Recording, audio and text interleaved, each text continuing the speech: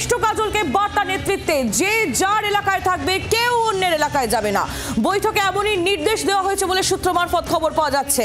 সামনেই ভোট, একসঙ্গে মিলে কাজ করতে হবে। প্রকাশ্যে একে অপরের বিরুদ্ধে কোনো মন্তব্য করা যাবে না। ক্ষোভ বিক্ষোভ থাকলে আমাদের বলুন, প্রকাশ্যে একে অপরের বিরুদ্ধে মুখ খোলা যাবে না। বার্তা সুব্রত বক্সী, ফিরহাদ হাকিমের, এমনটাই সূত্র মারফত খবর পাওয়া যাচ্ছে। এদিন অনুব্রত ফের জানিয়েছেন যে তিনি লজ্জিত। শ্রেয়সী গঙ্গোপাধ্যায় আমাদের প্রতিনিধি রয়েছেন আমাদের সঙ্গে টেলিফোন লাইনে। শ্রেয়সী, 26-এর আগে বীরভূমে কেষ্ট কাজল দ্বন্দ্ব রুখতে এবার আসরে নামলেন সুব্রত বক্সী এবং ফিরহাদ হাকিম। কি কি সতর্ক বার্তা দেওয়া হয়েছে, কি কি বার্তা দেওয়া হয়েছে এই দুই নেতৃত্বের উদ্দেশ্যে? একেবারে দেখো, আজকে যে মূল বৈঠক, সেই মূল বৈঠক শুরু কিছুক্ষণ আগে কিন্তু এই বৈঠক হয়। সুব্রত বক্সীর যে অফিস রয়েছে সেই অফিসে এই বৈঠক হয় এবং সেখানে যেটি সূত্র মারফত আমরা জানতে পারছি যে দুপক্ষকে সংযত থাকার কথা বলা হয়েছে রাজ্য নেতৃত্বের পক্ষ থেকে এবং স্পষ্টভাবে বলা হয়েছে যে কেউ যেন অন্যের এলাকায় না যায়। অর্থাৎ সেক্ষেত্রে যে যে এলাকার মূলত দায়িত্বে আছে তিনি যেন সেই এলাকার দায়িত্বতেই থাকেন।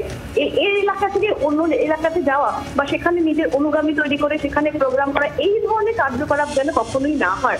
এবং এক্ষেত্রে যেটা জানা যাচ্ছে যে এক্ষেত্রে পার্টির পক্ষ থেকে স্পষ্ট নির্দেশ দেওয়া হয়েছে যে এক্ষেত্রে ভোটের আগে যেন ঐক্যবদ্ধ যে বীরভূম, সে অর্থাৎ তৃণমূল কংগ্রেসের যে ঐক্যবদ্ধ রূপ, সেই রূপই যেন সকলের সামনে ফুটে ওঠে। সেখানে যেন কোথাও যেন কোনো রকম দ্বন্দ্ব বা বিভেদের চিত্র যেন সামনে না আসে।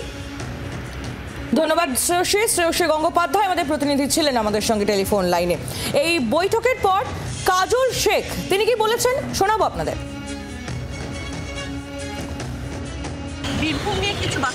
বীরভূমে 11টা সিট আছে, 11টায় জোড়া ফুল ফুটবে, বিরোধীরা সর্ষে ফুল দেখবে।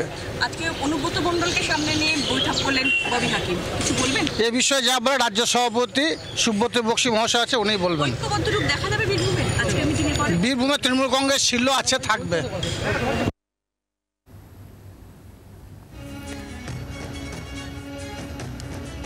বীরভূমের তৃণমূল কংগ্রেস নেতা আশিস বন্দ্যোপাধ্যায়, তার বক্তব্য আমরা পেয়েছি। তিনি কি বলছেন এই বৈঠকের পর, শুনুন।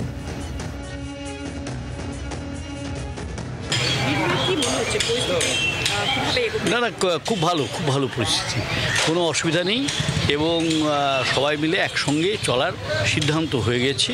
এ আগেও হয়েছিল, এখনও হলো এবং যা নির্দেশ রাজ্য নেতৃত্ব দিচ্ছেন সেই নির্দেশ মতনই দল চলবে।